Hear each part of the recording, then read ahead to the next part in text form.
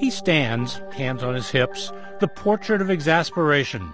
It's a look that Don Nelson has perfected over one of the most frustratingly great coaching careers in NBA history.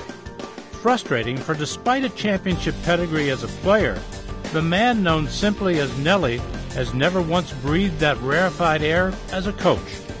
Here he stands now as the winningest coach in NBA history over the course of 31 seasons without a single trip to the finals as a result.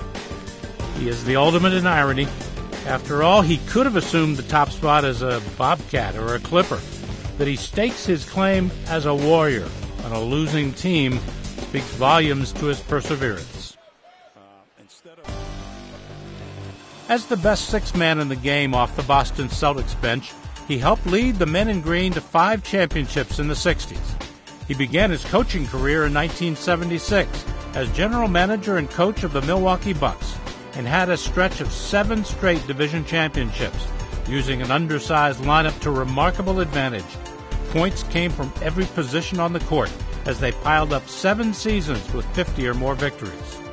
He left the Bucks for his first of 2 stints with the Golden State Warriors, and with another small lineup of players like Mitch Richmond, Chris Mullin, Tim Hardaway, firmly established his unique coaching style. After a personnel issue led to the only firing of his fabled career, he spent part of a disastrous season with the Knicks before taking over the Dallas Mavericks in 1997. There, with a foundation of Dirk Nowitzki, Steve Nash, and Michael Finley, he turned a downtrodden franchise into a consistent winner. But oddly enough, it was after he stepped down as coach that the Mavericks finally reached the NBA Finals in 2006. The next season, he rejoined his old Warriors and produced one of the greatest upsets in NBA playoff history, facing his old team, the Mavericks, in the first round. The 8th-seeded Warriors somehow out-hustled and outgunned the far more talented Dallas team, only to lose in the next round. And so here he stands, the winningest coach in NBA history, without a win when it counts the most.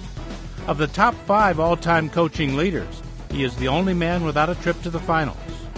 A Warrior, then, in the truest sense of the word.